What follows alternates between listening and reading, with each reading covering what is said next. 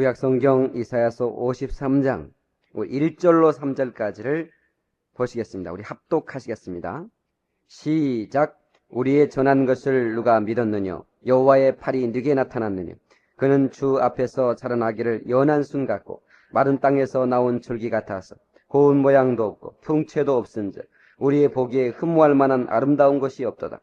그는 멸시를 받아서 사람에게 실어버린 바 되었으며 강고를 많이 겪었으며 질고를 아는즉 마치 사람들에게 얼굴을 가리우지 보지 않음은 받는 자 같아서 멸시를 당하였고 우리도 그를 기이 여기지 아니하였도다.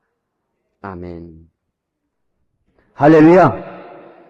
이 복되고 아름다운 주일 아침에 주의 전에 찾아나와 예배하는 사랑하는 성도들에게 하나님의 은혜와 축복이 함께 하시기를 예수의 이름으로 축원합니다. 옆 사람에게 다시 한번 인사하십시다.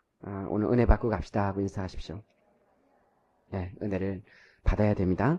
가슴에 손 얹고 하나님 보실 때 나는 참으로 귀한 존재다. 시작. 아멘. 두고 보기에도 아까울 만큼 하나님께서 여러분을 아까워하십니다. 여러분들이 하나님의 손에 붙잡혀서 하나님의 귀한 도구가 될 수 있는 그런 축복이 여러분 남은 생에 열려지기를 다시 한번 주의 이름으로 축원합니다.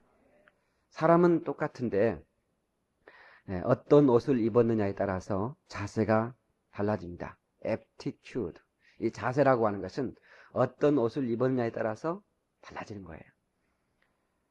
왜 정장을 입으면 사람이 이렇게 뭔가 조심스러워지지 않습니까? 그런데 신기할 정도로 그 사람이 예비군복을 입으면 고참 때, 그러니까 군대에서 제대할 그 고참 때 행동이 그대로 나옵니다. 신기할 정도예요. 그러니까 예비군복 입으면 신사복 입었던 사람이 어디 가버려요. 딴 사람이 돼요. 그래가지고 막 땅바닥에 뒹굴기도 하고 막 전봇대 오줌도 싸고 말이죠. 또 이렇게 말도 말이죠. 좀 예비군 가는 길에 승리뿐이라고 하면서 하여튼 말도 막 해요. 신호도 안 지켜요. 왜? 군대 차는 신호하고는 상관없다고 생각하니까 그냥 막 가는 거야. 그래서 예수님께서 말씀하셨습니다. 너희는 예수 그리스도로 옷 입어라. 이것은 예수 그리스도 옷을 어떻게 입습니까? 거룩함으로 옷 입어라 그 말입니다. 의의 행실로 옷 입어라 그 말입니다. 그러면 너희가 내 자녀인 줄 알 거라. 그래서 우리는 내 생각이 달라지도록, 내 생각이 달라지면 내 삶이 변화되는 거예요. 옷 한 벌만 바꿔 입어도 행동이 변화되는데 우리가 하나님의 은혜를 힘입고 생각을 바꾸면 우리의 삶 전체가 바뀌기 시작합니다. 오늘 저와 여러분들이 정말 확실한 하나님의 자녀의 의식을 가지고 그리고 나가 승리할 수 있기를 바랍니다. 우리는 하나님 나라의 공주예요. 우리는 하나님 나라의 왕자예요.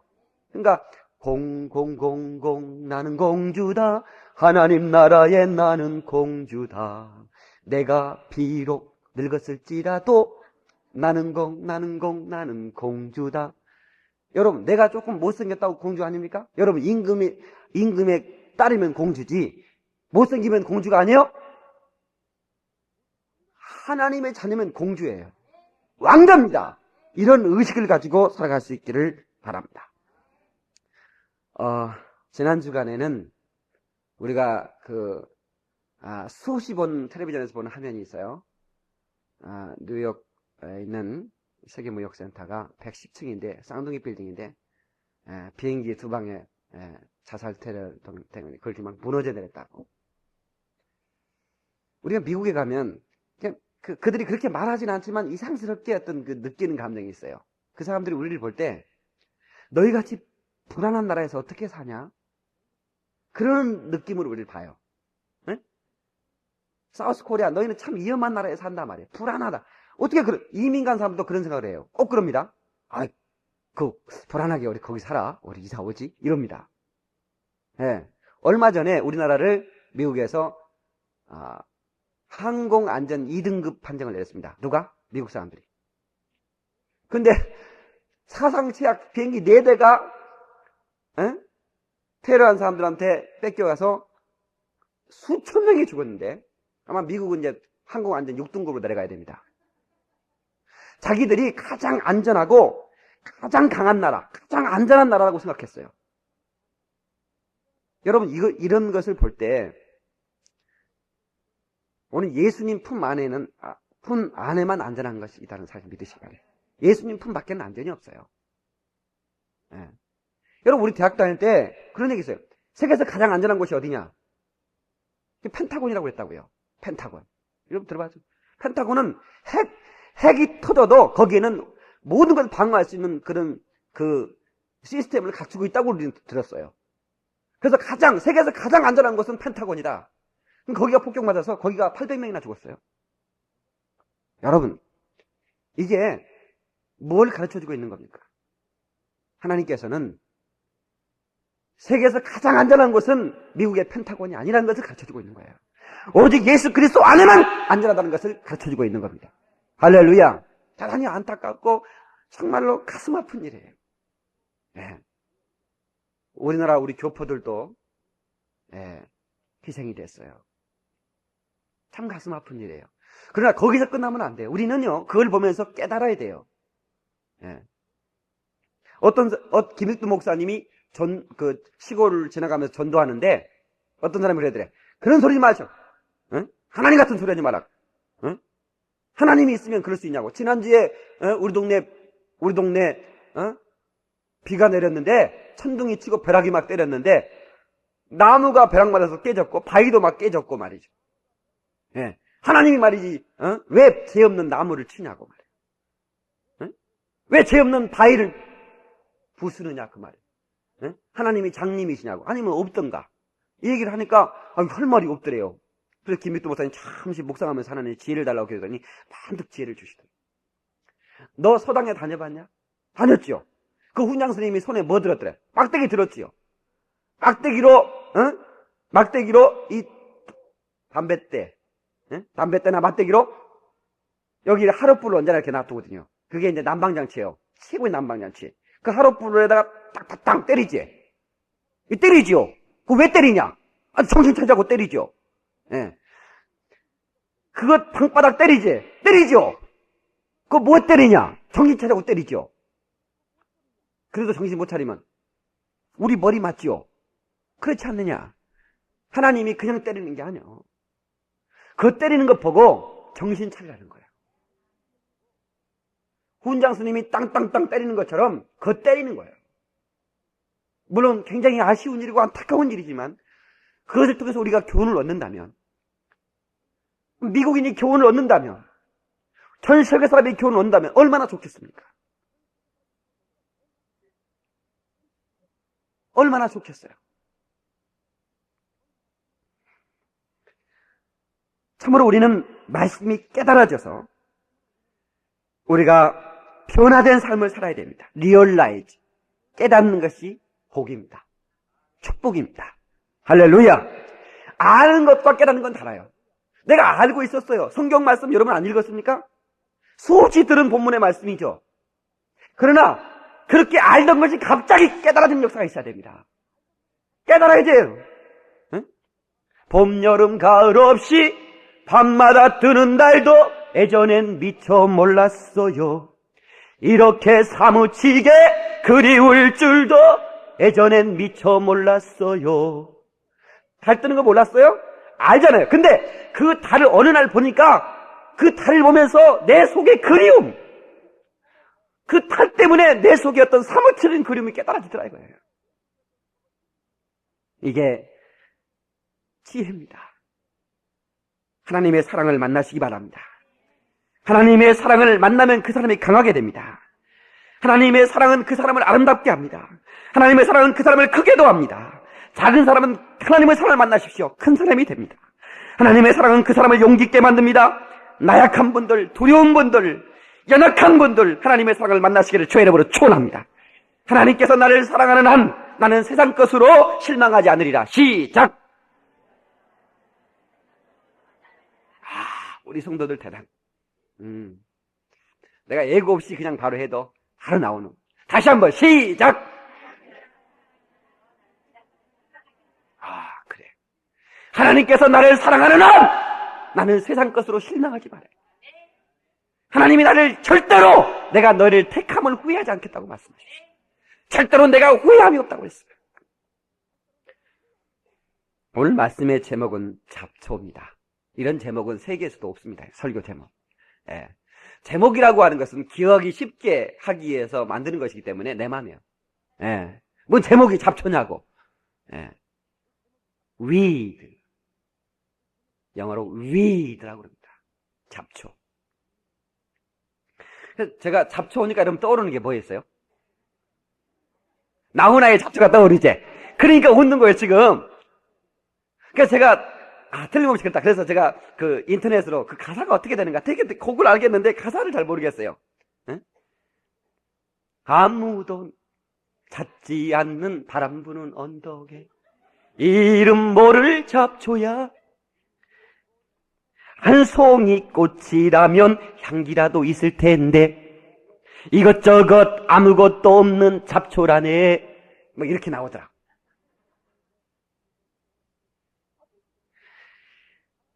아무도 찾질 않아요. 그 바람 부는 언덕에 사람들의 그 발에 밟히는 그 잡초. 향기라도 있다면 잠시 시선이라도 끌려만 향기도 없기 때문에 이것저것 아무것도 없는 게 잡초예요. 오늘 본문에 보니까, 본문을 제가 묵상하다 보니까 이런 본문은 예수님의 모습을, 예수님이 1600년 전, 예수님이 이 땅에 오시기, 인카네이션 하기 전 1600년 전 이사야로 하신 예언의 말씀인데요. 다시 한번 보세요. 자, 우리 전한 것을 누가 믿었느냐? 여호와의 팔이 네게 나타났느냐? 2절. 그는 주 앞에서 자라나기를 연한 순 같고 마른 땅에서 나온 줄기 같아서 구운 모양도 없고 홍채도 없은즉 우리의 보기에 흠모할 만한 아름다운 것이 없도다. 이 구절을 한마디로 뭐예요? 잡초 같다 그 말이에요. 연한 순 같고 마른 땅에 나온 줄기 같이 아주 형편없어. 무슨 뭐 싱싱함도 없고 뭔가 좀 매력이 없는 그런 식물처럼 고운 모양도 없다. 풍채도 없다. 보기에 흠모할 만한 아름다운 곳이 이것이 잡초입니다. 예수님은 잡초처럼 오기로 예언됐어요. 잡초처럼 아무런 흠모할 모양이 없는 그런 잡초처럼 연한 순 같고 마른 땅에 나온 줄기 같은 그런 모습으로 주님이 오시겠다고 약속했어요. 그러더니 예수님께서는 예언대로 2000년 전 그 베들레헴 어느 여간집 마구간에서 그 위대하신 하나님이 모든 만물을 말씀으로 창조하신 그 하나님이 그 말씀이 육신이 되어서 이 땅에 오셨는데 말 밥통이에 오셨다 그 말이에요. 건초더미 위에 누우셨다 그 말이에요. 잡초더미 위에 누우셨다 그 말이에요.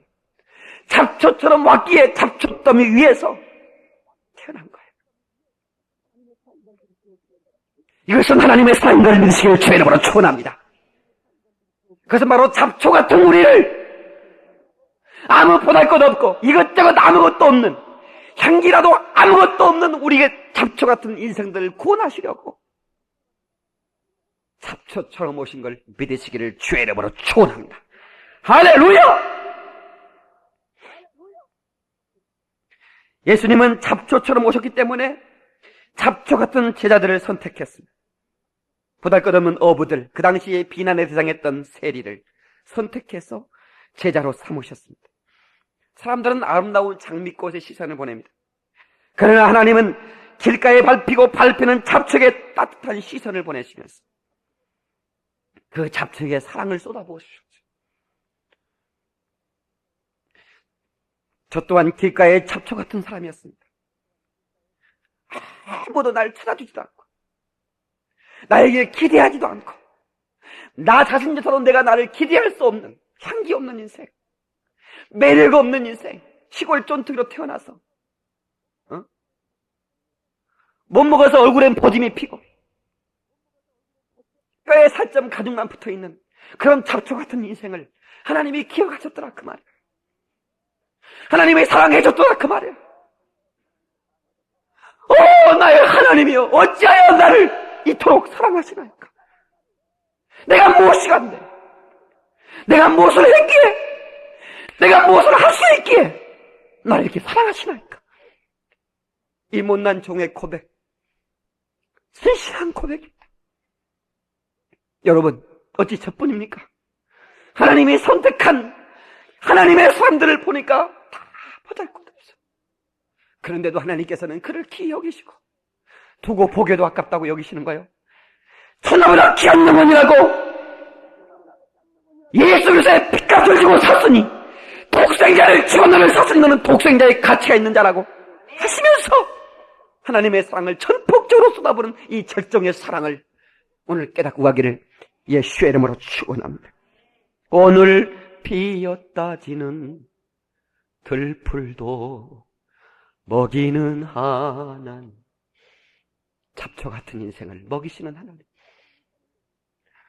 잡초 같은 인생을 하나님은 지리하시고 선택하시는 하나님, 잡초 같은 인생에게 희망을 부어주시고 그 잡초 속에 화초의 비전을 주시는 하나님, 이것이 하나님의 사랑인 걸 믿습니다. 이사야 41장 14절에 지렁이 같은 너희 야곱아, 너희 이스라엘 사람들아, 여기서 너희 이스라엘 사람들은 오 리틀 이스라엘, 너희 작은 이스라엘이, 이렇게 영어 성경은 번역하고 있습니다. 나 여호와가 말하노니 내가 너를 도울 것이라. 네 구속되는 이스라엘의 거룩한 자니라. 할렐루야. 지렁이가 작은 것처럼 야곱도 작았고 이스라엘도 작았고 저와 여러분, 선택된 여러분도 작은 자들이었습니다. 지렁이는 마치 잡초처럼 식물에 가장 천한 것이 잡초라고 한다면 생물에 가장 천한 것은 뭐예요? 그건 지렁이입니다. 아무도 그 지렁이 보고 지렁이 보고 매력을 느낄 사람은 없어요.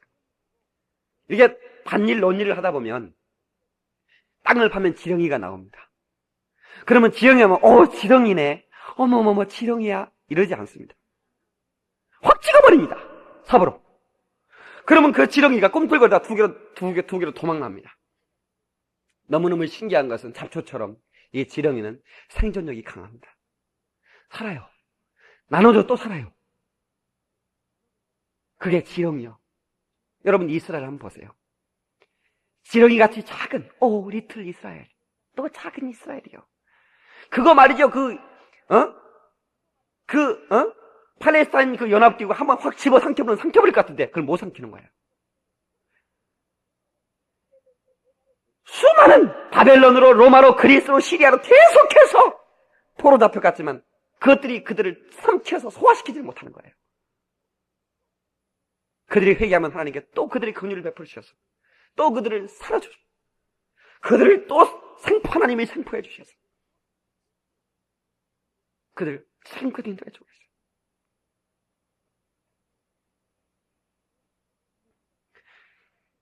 신명기 17장 7절 말씀에 여호와께서 너희를 기뻐하시고 너희를 택하시면 너희가 다른 민족보다 수요가 많고 너희가 다른 민족보다 크고 수요가 많은 영고가 아니라 너희는 모든 민족 중에 가장 적으니라.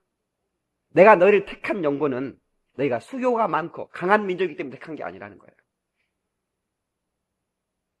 인생이 강하다고 교만한 것만큼 하나님 앞에 제약은 없어요. 저는 이번에 이제 미국이 응징한다고 전쟁을 일으킬 준비를 하고 있습니다. 그러나 절대로 힘으로 그게 가능하지가 않습니다. 물론 전쟁이 나면 우리에게는 굉장히 큰 타격이 오겠지만 빨리 끝나기를 기도해야 되겠죠. 그러나 사람은 인격이기 때문에 절대로 힘으로 누른다고 사람이 굴복하지 않거든요. 그럼 더 큰 재앙을 보게 돼 있어요. 그래서 하나님의 사랑을 우리가 한번 생각해 볼 때입니다. 우리 하나님께서 우리를 선택한 것은 강하기 때문에가 아니에요. 잡초처럼 약하기 때문에 우리를 선택한 거예요. 믿으시길 바랍니다. 할렐루야. 예수님의 족보에는 많은 잡초 같은 사람이 기록되어 있습니다. 족보에 기록된 여인들을 보세요. 예수님의 족보에 기록된 여인들마다 잡초 같은 인생이었습니다. 기생나합, 그는 창기였습니다. 이 사람 저 사람이 밟아버리는 인생이었습니다. 돈 몇 푼 지고 그 사람 탐물을 빼먹고 버리는 그런 인생이었다 그 말입니다. 밧세바 무명의 여인이었습니다. 다윗과 범죄함으로 동침했던 그 여인, 난 아이가 죽었습니다. 그러나 하나님께서는 그에게 긍휼히 여겨서 솔로몬이라는 아들을 주었습니다. 그 여인이 예수님의 축복에 들어갔습니다. 남편을 배반하고 범죄했던 여인이었습니다. 잡초 같은 여인이었습니다. 다만 시아버지와 동침해서 베레스를 낳았습니다. 시아버지와 동침했던 여인. 성경은 감추질 않습니다. 어이, 성경이 경건한 척에 그런 거 있어? 빼버려. 그러지 않습니다. 성경은 바로 그런 잡초 같은 사람들이 하나님의 은혜를 입었다는 사실을 공개하고 있는 말씀이기 때문에 그렇습니다. 아멘입니까? 사무엘상 22장 1절로 2절 말씀에 잡초같이 밟히고 있는 그 다윗에게 그가 그 동굴 아둘람굴에 숨어 있을 때 잡초 같은 인생들이 모여듭니다.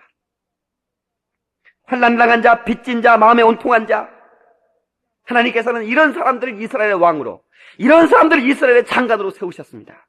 왜 성경은 그걸 기록한 줄 아십니까? 그 아둘람굴에 모였던 그 초라한, 그 정말로 향기 없는, 매력 없는 연한 순 같고 마른 땅에 자라는 줄기 같은 그런 환난과 절망에 빠져있는 그런 자들을 통하여 하나님은 이스라엘의 왕과 장관을 세우셔서 시대를 끌고 가게 만들어 주신다 그 말입니다. 이것이 하나님의 섭리인 걸 믿으시기 바랍니다. 성경은 잡초 같은 우리를 선택하신 분은 하나님이라고 말씀하고 계십니다. 하나님은 잡초를 보시면서 아름다운 화초의 비전을 보시면서 너는 꽃 피우게 될 것이다. 너는 향기를 발하게 될 것이다. 예수 그리스도가 그 십자가에서 갈보리에서 빛빛이 난 향기를 터뜨려 2000년 전 지난 이후까지 그 향기에 취해, 그 사랑의 향기에 취해서 모여드는 것처럼 예수님의 그 빛빛이 난 향기를 담은 사랑의 메신저, 예수 그리스도의 사랑의 증인, 사명자들로 세워주는 걸 믿으시기 바랍니다. 요한복음 11장 16절에 너희가 나를 택한 것이 아니요 내가 너를 택하여 세웠나니 이는 너희로 가서 가시를 맺게 하고, 택한 이유가 뭐라고요? 가시를 맺게 하고 항상 있게 하여 내 이름으로 아버지께 무엇을 구하든지 다 받게 하려. 하나님의 은혜는 지렁이를 날카로운 새 타닥기계로 삼으셔서 지렁이를 밟으면 그 지렁이가 꿈틀하고 마를 줄 알았더니 하나님께서는 그 지렁이를 통하여 새 타닥기를 만들어서 저를 밟는 자를 발을 부숴버리며 저를 경자의 입을 부숴뜨려버리며 저를 쳐놓은 눈초리에 눈을 빼버리는 겁니다. 너무 좀 가합니까? 이것이 바로 새 타닥기계입니다. 지렁이는 밟으면 꿈틀거리는 능력밖에 없어요. 은사가 꿈틀거리는 은사밖에 없어요. 지렁이 은사가 뭐라고? 굼벵이는 뒤집는 은사, 지렁이는 꿈틀거리는 은사밖에 없다니까. 그런데 하나님께서는 위대한 사람으로, 그 지렁이를 위대한 사람으로 만들어 주시겠다고 약속하시는 거예요. 할렐루야. 한번 하십시다. 나타난 훌륭한 사람보다 감춰진 훌륭한 사람이 더 많다. 시작. 아멘. 하나님은 감춰진 잡초들 속에서 하나님의 선택이 이루어진다는 사실입니다. 나타난 훌륭한 사람보다 감춰진 훌륭한 사람이 훨씬 더 많은 거예요. 가슴에 딱 서는 거. 나는 감춰진 훌륭한 사람이다. 시작. 그러면 속에서 야, 지랄 네가 뭔 훌륭하냐 이렇게 얘기하는 사람도 있고, 그러면 뭐라고 해야 돼? 야 말어! 나 훌륭한 사람이 될 테요. 이렇게 훌륭한 의식을 가지면 훌륭한 사람이 되는 것이죠. 속에서 목사님 지랄 네가 뭐 훌륭하냐 그러는데요, 내 안에서 내가 그래도 묵살시켜버려. 나는 잡초지만 하나님께서 나를 세탁기로 세울 위대한 감춰진 사람이야. 확실하게 선언하시기를 주의 이름으로 축원합니다. 할렐루야. 야곱의 생애를 보면 우리는 인생을 배울 수 있습니다. 제가 저번에 그런 얘기했어요. 요셉과 다니엘은 너무 훌륭해. 너무 훌륭해서 존경하기는 하지만 요셉과 다니엘 닮을 만한 그런 감정은 생기지 않는데 야곱을 보면 친근감이 생겨. 왜? 야곱은 우리 인생과 너무 닮았어. 우리하고 너무 같아.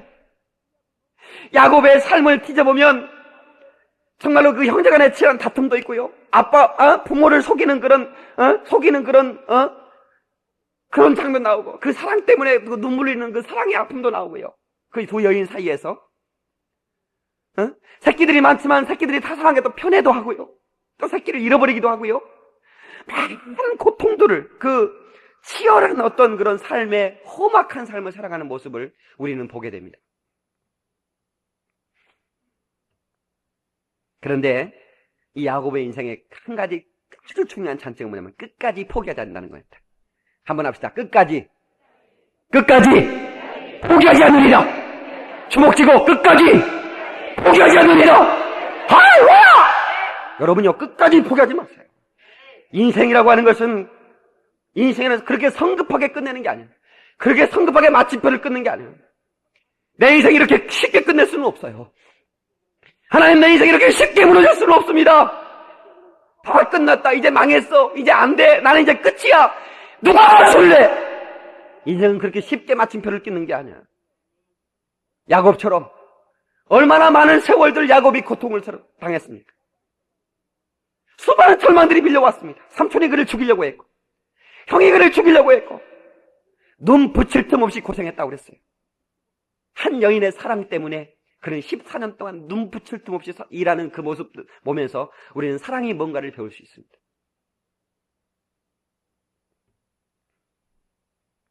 여러분, 그가 장자의 축복을 받아보려고 하나님의 주신 하나님의 축복을 받아 그 몸부림치는 삶을 살아가면서 그는 나이가 먹어갑니다. 그는 어느새 삼촌의 집에서 20년을 살았다. 나이가 중년이 넘었어요. 중년. 여러분이 중년, 지난주 수요일날 중년에 대해서 우리가 배웠는데 midlife stage, 중년이라고 그럽니다. 응? 중년.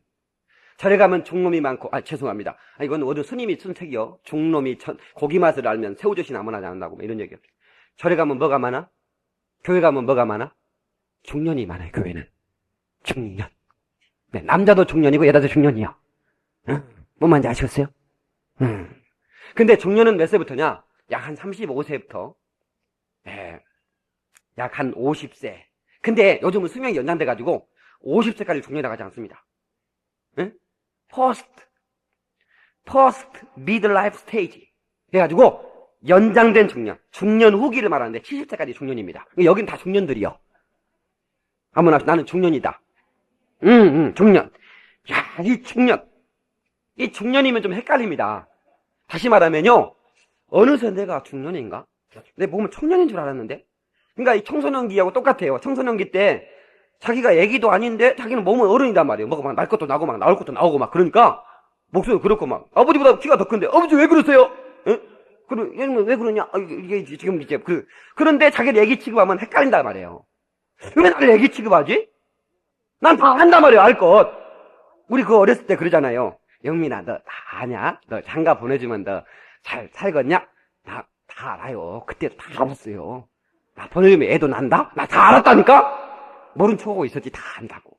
한 물어봐요. 다 알아요, 애들. 근데 그래서 제2의 그 청소년기, 제2의 반항기, 이런 거를 중년이라고 그래. 갑자기 신체의 조건이 달라져요. 이게 왜 그러냐면 호르몬의 영향이거든요. 여자들은 남성 호르몬이 나와요. 여성 호르몬이 적게 나오고 남성 호르몬이 나와요. 남성화돼요, 여자들이. 남자들은 바뀌어서 남성 호르몬이 줄어들고 여성 호르몬이 나와요. 그러니까 40대는 다 여자가 잡는 거예요.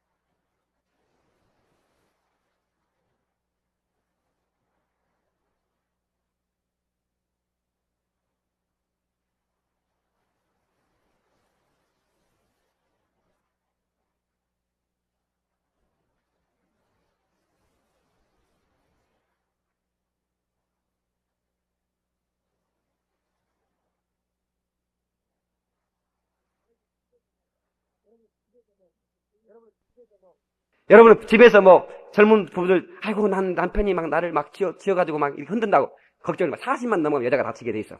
왜냐하면 남자는 여성 호르몬이 나오게 돼 있고 여자가 이제 갑자기 허무가 밀려옵니다. 40이 되면 허무가 밀려오는데 여자들이 되게 그 허무의 이유를 남편 때문이라고 생각해요. 나 그 사람 만나가지고 내가 내 인생이 이렇게 이 모양 이 꼴이네 이렇게 생각한다. 이 방송이니까 이렇게 하지 그렇게 얘기하지 실제로 그렇게 안 했습니다. 그 썩을 놈 만나가지고 내가 인생이 이 모양 이렇게 얘기합니다. 왜 그러느냐? 그게 이제 허무거든요. 그때부터는 막 갑니다 이제. 그때부터는 이제 집에 안 있어요. 막 나갑니다 막. 화장하고 나가. 그리고 나가. 그래서 그때부터 이제 남편이 집 지키고 여자는 이제 40대 넘은 사람도 집에 가면 집에 없어요. 거만 집에 없습니다. 40대 넘은 사람이 집에 있는 거 봤어요? 거만 집에 없습니다. 내 말이 맞아요 틀려요? 꼭 맞는 건 아니에요. 있는 사람도 있어요. 다리 아파가지고 다 아플 때는. 그런데 이게 중년이 되면 그렇게 돼요. 미들 라이프 스테이지 중년이 되면 그렇게 된단 말이에요. 그러니까 걱정할 거 없어요. 근데 이 중년을 잘 보내야 돼요. 이 인생의 가운데 토막이거든요. 청소년기는 배우는 기간이죠. 중년기는 정말 우리 인생의 황금기거든요. 이 인생을 낭비하면 안 돼. 아이고 썩을 놈 인간 때문에 내가 이렇게 살았어. 나 이렇게 안 살 테 하면서 막 춤추러 다녀봐요. 무슨 소용이 있냐 이거요. 이 테레비보는부터 잘 되게 들어야 돼.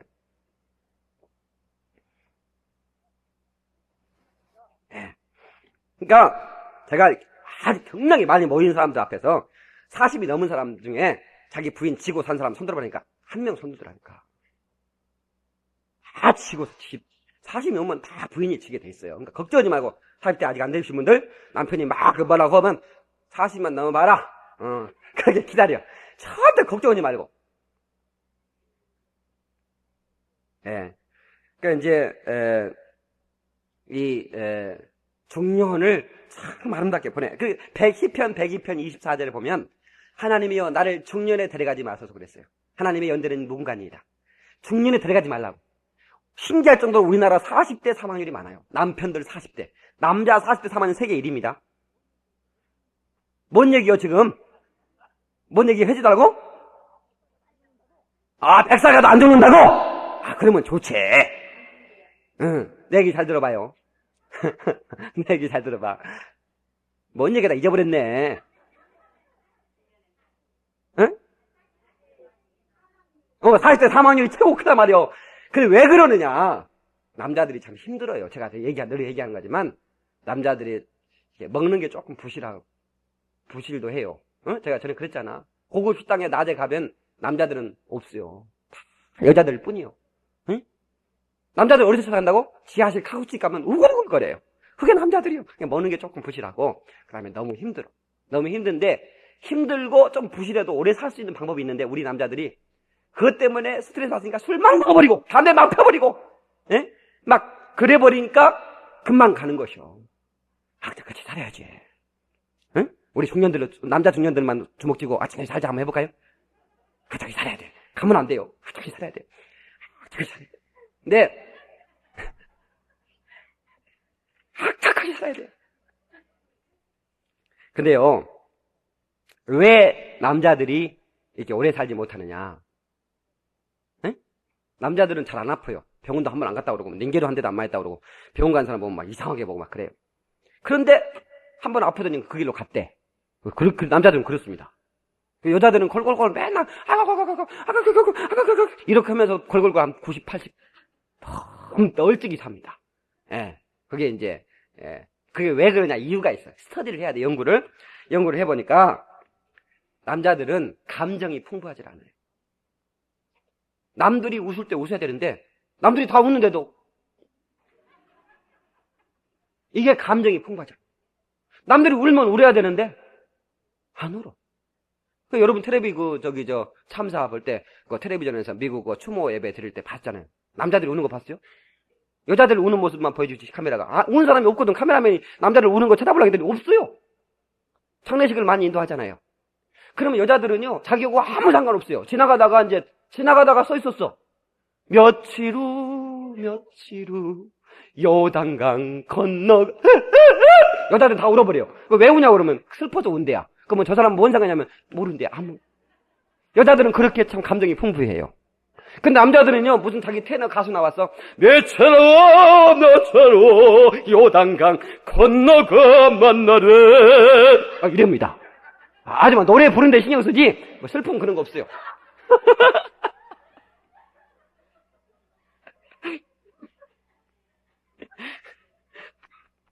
이렇게 울고 웃는 것은요, 우리 교회 성도들은 아무 때나 안 그런다는 얘기가 맞는 얘기입니다. 왜냐하면, 우리 교회 성도들은 워낙 많이 울고 많이 웃기 때문에. 어떤 목사님이 연구를 했대요. 어떤 목사님이 연구를 했는데, 어떤 목사님들이 일찍 돌아가시고, 어떤 목사님이 일찍, 오래 사느냐, 연구를 했더니, 대개가 좀 거룩거룩한 목사님들이 좀 일찍 가시더래요.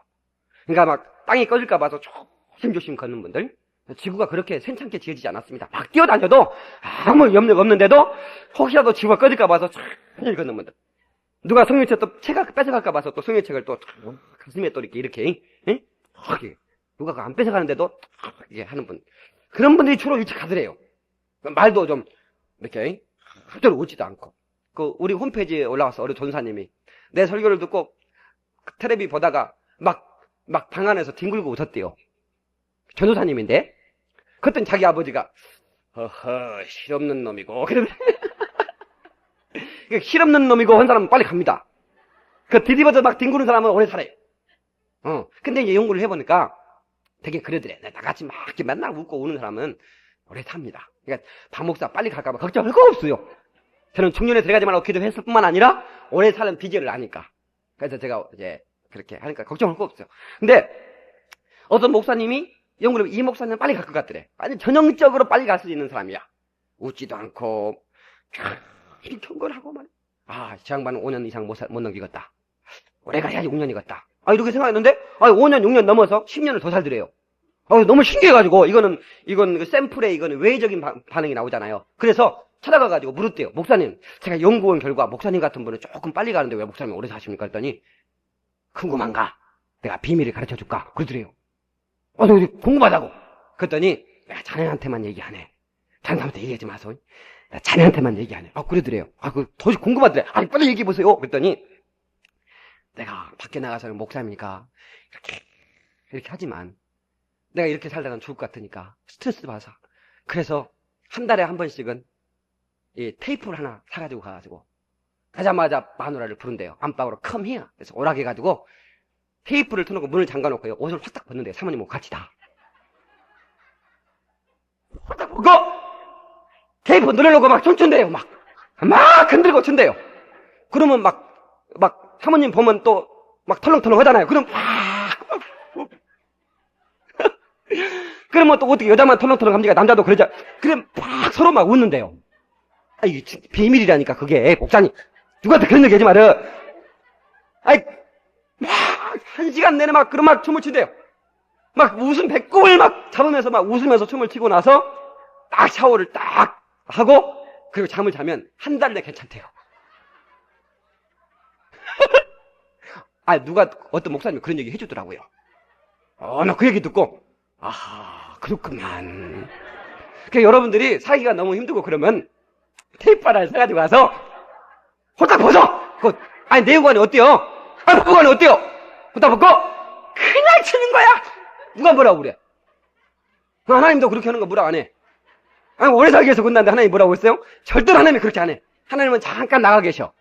거실에 리빙룸 거실에 잠깐 나가 계셔. 그리고 이제 열심히 치라고. 그러면 얼마나 자녀들한테 말합니다. 부모님이 테이프 들고 안방에 둘이 들어가다 놓고 오지 마라. 춤추고 계시니까. 이렇게 해서 우리가 건강을 지켜야 되는 것이요. 우리 대한민국의 40대가 오래 사는 비결이 여기 있는 것이요. 그 다음에 이제 서울영화학교 와서 예배 참석하면 막 그럴 필요는 없어요. 갔다 보고 갔다 갔다 할 필요가 없어요. 그냥 예배 참석만 해도 우리는 오래 살 수 있는데, 혹시 그런 예배를 못 드리고 늘 눌려있는 분들, 그런 분들은 한번 시도해볼 만한 일이라고 생각합니다. 그 목사님이 비결을 가르쳐 줬으니까. 돈도 안 들고 배웠으니까.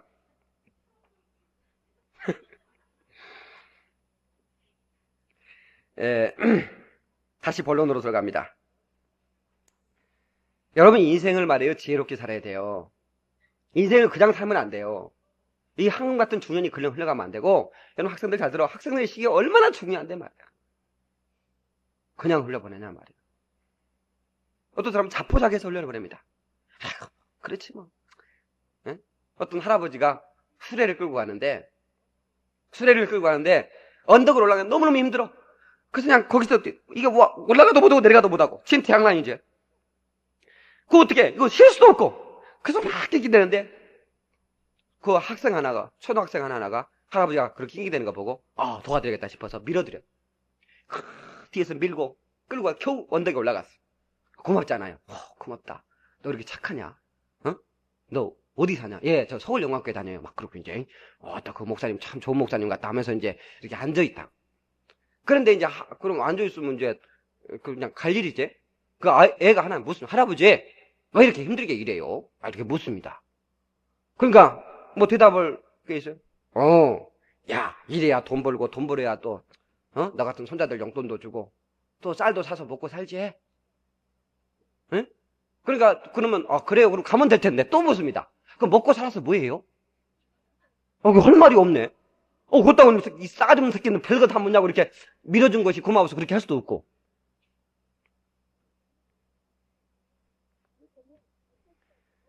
그랬더니 할 얘기가 없어서 하는 얘기가 야 이놈아 수레 끌라고 산다 그랬대요. 수레 끌라고 산다고. 여러분요 인생이라는 게 수레만 끌려고 사면 되겠습니까? 우리 인생을 그렇게 보내면 되겠느냐 그 말이에요. 나 오늘 성도들 너무너무 많다. 왜 인생에 희망을 갖지 않습니까? 희망을 갖지 않아요. 어떤 아이는 내 인생에 있어서 도전 138가지 해가지고요. 에베레스트산을 정복해본다. 또 낙하산을 타본다. 세계 전체를 일주해본다. 이런 꿈들을 막 할 때. 근데 놀라울게 나 이름을 잘 기억이 안 나는데 128가지인가 다 37세 되기 전에 다 자기 소원 어렸을 때 똑같이 어렸을 때 기록한 그 자기의 희망 그것들이 이루어지고 있더라고요. 얼마나 중요한 일인지 몰라요. 여러분 우리 인생을 잡초 같은 인생이라고 내가 마른 땅에 버려져 이렇게 끝낼 수는 없잖아요. 하나님이 옮겨주신다. 하나님이 길러주신단 말이에요. 하나님 반드시 꽃피게 향기되게 만드신다고 말이에요.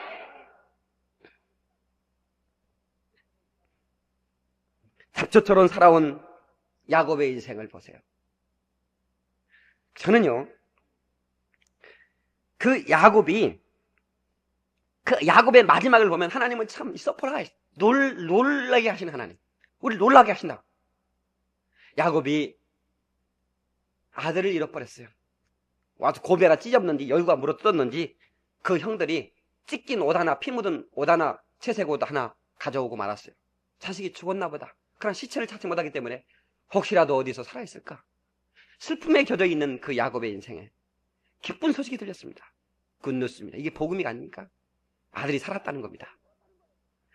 내 아들 요셉이 살았다는 거예요. 더군다나 당시에 세계를 살리고 세계를 지배하고 있는 애굽의 총리가 됐다는 거예요. 놀라우신 하나님. 야곱은 일어나서 춤을 췄을 것입니다. 하나님 앞에 영광의 찬양을 하면서 나는 이제 죽어도 한이 없습니다. 좋으신 하나님 찬양하면서 요셉이 보낸 수레를 타고 애굽으로 갔어. 요셉이 야곱을 끌고 아버지 아들아 하면서 통곡하며 울었어. 그리고 아버지 왕궁에 갑시다. 왕을 만납시다. 그리고 바로에게 인도가는데요 놀라운 일이 생겼어요. 야곱이 바로를 축복합니다. 야곱이가 그 130의 늙은 나이 초라한 목동옷을 걸친 그것도 흉년을 만나서 먹을 것이 없어서 피나는 그런 그 목동 늙은 노파 앞에 바로가 무릎을 꿇고 안수를 받습니다. 여러분 그 장면 한번 상상해 보세요. 야곱은 하나님을 만난 다음에 물질과 권세를 초월한 사람이야. 하나님을 만나면 위대하게 됩니다. 강한 자 앞에서 여유로워집니다. 이게 하나님 만난 사람의 특징입니다. 강한 사람 앞에 여유로워져요. 얼마나 멋있습니까? 전에는 형 때문에 두려워서 떨던 사람이었어요. 그런데 그 애굽의 왕 앞에 탕탕하게 하나님을 이름으로 축복하는 거예요. 창세기 47장 7절에 요셉이 아비 야곱을 인도하여 바로 앞에 서게 하니 야곱이 바로에게 축복하며, 47장 10절 야곱이 바로에게 축복하고 그 앞에 나오니라. 얼마나 멋있습니까? 하나님을 모신 자보다 더 부유한 자는 없습니다. 할렐루야. 변화된 모습을 보세요. 야곱이가 많이 변화됐어요. 과거의 야곱이가 아니었어요. 아주 변화된 모습이에요. 트랜스포메이션, 완전한 하나님을 만난 변화. 여러분요, 하나님 안에만 변화가 있어요. 믿으십니까? 전에 변화라는 테이프를 여러분 꼭 들으셔야 돼요. 여러분, 기독교 외에는 수양을 가르칩니다. 돌을 닦아서 가라앉히라는 거예요. 자꾸 가라앉히라는 거예요. 너의 욕심도 가라앉히고 다 가라앉히면 뭐합니까? 나중에 한번 져서버리면 일어나는 걸. 깍두기 며칠 때까지 막 일어나는 거예요. 그러나 완전히 제거해버리는 변화. 여러분, 기독교 교도소를 지금 설립 추진 중에 있습니다. 약 600억에서 1000억 이상이 듭니다. 우리 교회도 조금이라도 헌금해야 될 것 같아요. 그런데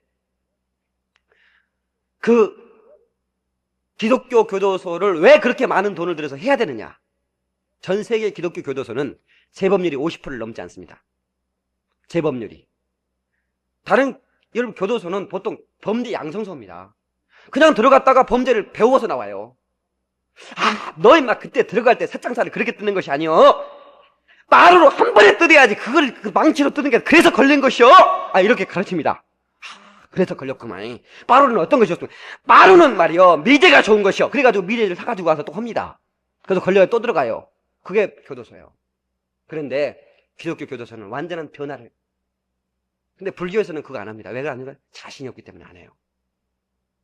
자신이 없기 때문에 안 해. 이 방송을 불교 신도들도 보기 때문에 전에 한 번은 불교 신도한테 굉장히 제가 항의를 받았어요. 아주 막 항의를 하더라고요. 네. 그래도 어떻게 그냥 얘기하는 것이지. 이해해 주시기 바래요. 그냥 내가 이렇게 생각한 견해니까 불교 신도가 텔레비를 보시걸랑 당신도 한번 생각해 봐요. 수양과 변화를 한번 차이를 알아요. 내 테이프 변화 테이프를 듣고 나서 얘기를 하라고. 자세히 설명되어 있으니까 그거 듣고 나서 얘기하면 내가 얘기해 줄게. 변화. 야곱이가 변화됐어요. 얼마나 완숙하게 됐는지 몰라요. 응? 나중에 진짜로 야곱이가 변화된 것이 뭐냐면, 야곱이가 라헬을 사랑했어요? 레아를 사랑했어요? 누구? 라헬을 사랑했어요. 근데 라헬과 레아는 자매지간이었거든요. 레아가 언니고 라헬이 동생이었어요. 그런데 라헬을 편파적으로 사랑했기 때문에 레아가 정말 밤마다 남모르게 눈물을 많이 흘렸어요. 그것을 야곱이가 후회한 거예요. 왜? 내 감정에 치우쳐서 한 여인의 많은 상처를 주고 눈물을 흘리게 했구나. 그게 가슴이 아픈 거다. 그걸 어떻게 알 수 있느냐? 창세기 49장 29절 31절 보면 요셉에게 유언을 합니다. 야곱이가. 그럼 요셉의 엄마는 누굽니까? 라헬이거든요. 그러면 요셉은 어떤 유언을 듣고 싶었겠어요? 라헬 곁에 묻어달라고 하는 유언을 듣고 싶을 거예요. 그런데 요셉에게 나를 레아 곁에 묻어달라고 합니다. 세상에나. 야곱이 철들었어요. 철들었어요. 이렇게 완숙할 수 있는, 이렇게 성장하고 이렇게 변화될 수 있는 이런 비결이 뭐냐? 하나님을 만나는 겁니다. 하나님은 잡초 같은 야곱을 이렇게 변화시켰어요. 하나님은 잡초 같은 야곱을 애굽의 바로를 축복할 수 있는 위대한 사람으로 만들었어요. 야곱은 이 하나님의 사랑의 손길 때문에 그런 이스라엘이라는 위대한 이름을 가지게 됐어요. 결론입니다. 예수님은 잡초같이 오셨습니다. 그리고 잡초 같은 사람에게 제한 없이 하나님의 사랑을 쏟아부어 주셨습니다. 예수님은 잡초 왕이십니다. 다시 예수님은 잡초 왕이시다. 누가 뭐라고 해도 속은 이건 아니 이사야 53장 보세요. 예수님의 모습이 잡초 같지 않습니까? 이 잡초들을 돌보시는 왕이시다. 아멘. 나는 그분의 잡초다. 시작. 말이 멋있구만. 제가 얘기한 거니까. 잡초같이 태어난 제 인생을 하나님의 은혜를 부어서 예수 그리스도의 피 묻은 은혜를 증거하라고 사명 맡겨주신 거, 전도자로 세워진 거 얼마나 감사한지 모릅니다. 여러분에게도 똑같은 하나님의 은혜를 부어주셨고 예수 그리스도의 뜨거운 피 묻은 이 사랑을 증거하는 증거자로 세우셨다는 사실을 믿으시기를 주의 이름으로 축원합니다. 할렐루야! 네, 그렇습니다. 복음 증거하라고, 이 사랑 전해달라고, 이 잡초들을 통해서 예수 그리스도의 피 묻은 향기를 증거하기를 원하시는 거예요. 그래서 하나님의 사랑의 꽃이 내 삶 속에 피어지는 거예요. 초대교회 성도들은 구원받은과 동시에 다 전도자들이 되었습니다. 그들은 예수 믿는 것과 동시에 전도하는 것을 생각했어요. 그들은 가끔 전도했더라 그런 적이 없어요. 날마다 전도했더라 그 말입니다. 사도행전 2장 47절, 구원받은 사람들을 날마다 더해줬다 그랬습니다. 교회의 수도 날마다 더해갔다 그 말입니다. 사도행전 10장 5절 말씀, 날마다 교회가 부흥되더라. 왜 그렇습니까? 전도하기 때문에. 여러분, 우리 전도합시다. 이 사랑을 전합시다. 잡초들의 사명입니다. 이 사랑을 전해야 됩니다. 모두가 everyone, everyday, everywhere, 모두가 날마다 어디서든지 우리는 복음을 전해야 됩니다. 초대교회의 특징이 그거 아닙니까? 사도행전 2장 길모퉁이에서, 3장 예루살렘 성전에서, 4장 사내들인 앞에서, 8장 광야길에서, 10장 개인의 집안에서, 13장 24장 총독 관저에서, 9장 14장 17장 18장 19장 회당에서, 14장 성문 앞에서, 27장 바다 한복판에서, 28장 메리데 섬에서, 새빵에서도 사도 바울은 새빵살이 했거든요. 새빵살이 하는 사람들 너무 억울하게 생각하지 마세요. 다 우리 이디한 하나님의 종 사도 바울 스님도 새빵살이 했어요. 근데 그 새빵살이에서 뭐 했어요? 전도했다 그 말이에요. 새빵, 아이고 나는 새빵인데 어떻게 사람들 초청해서 전도하나? 사도 바울은 새빵이어도 전도했다 그 말이야. 전도합시다. 여러분, 고구마 전도법 테이프 전에 한번 돌렸는데 참 그 양반 자기 부인 예수 믿는다고 얼마나 핍박하더니 나중에 자기가 예수를 믿었어요. 그래가지고 언제나 자기는 날마다 젓가락 2개를 가지고 다닌대. 뭘 가지고 다녀요? 왜? 뭘 하려고? 고구마 익었는가 보려고. 진짜로 말고 다른 젓가락, 영적인 젓가락 가지고 와서 찌른대요. 사람 만나면 예수 믿으세요? 물어보면 난 자꾸 찔러요. 그러면 네, 저 예수 믿어요. 그러면 익은 고구마고.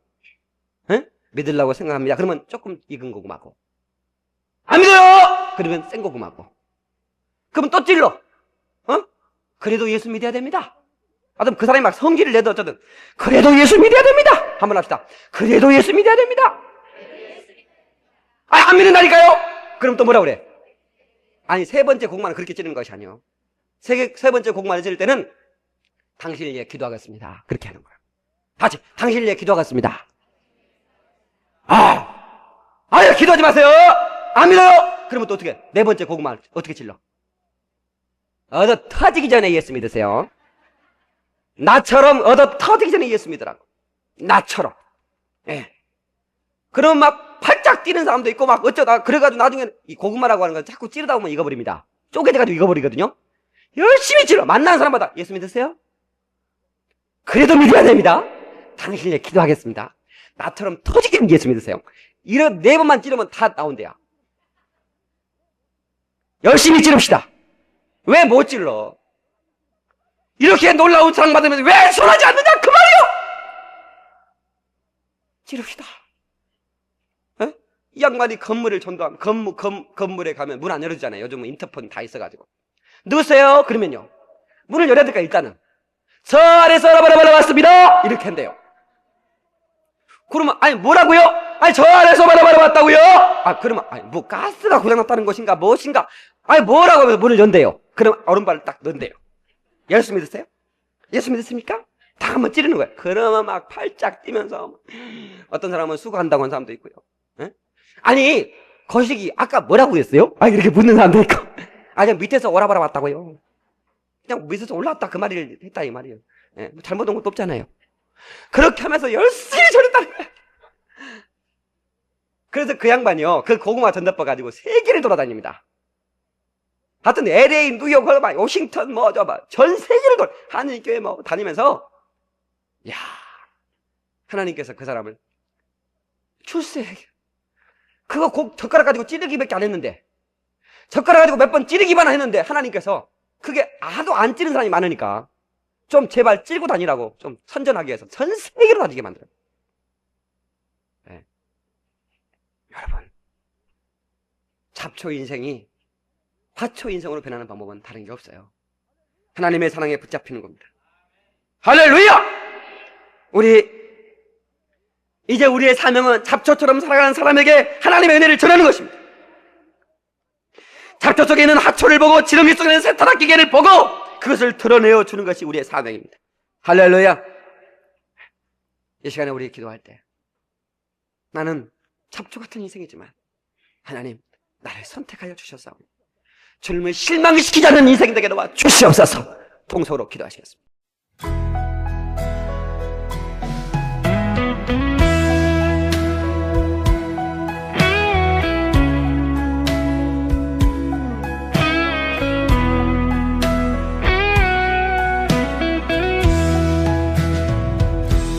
고해 같은 힘든 인생 될 줄 알고 뛰었건만 그럴수록 거품처럼 부서지는 내 인생아 주님 없는 인생길 신기루가 아니던가 광야 같은 세상에서 예수님만 의지하니 잡초 같은 내 인생에 이제 꽃이 피어나네 의지할 곳 없는 이 몸 두 손 들고 주께 왔네 무거운지 내려놓고 예수님만 의지하리 주님 없는 인생길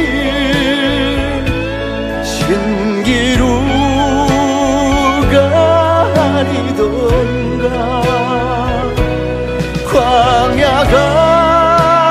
같은 세상에서 예수님만 의지하리 잡초 같은 내 인생에 이제 꽃이 피어나네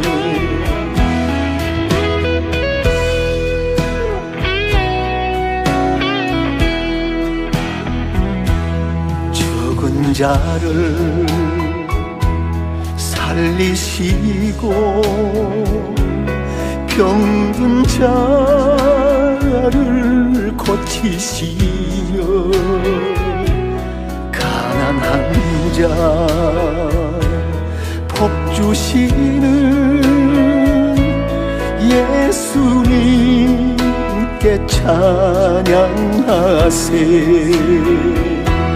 주님 없는 인생길 신기루가 아니던가 광야 같은 세상에서 예수님만 의지하니 잡초 같은 내 인생에 이제 꽃이 피어나네 이제 또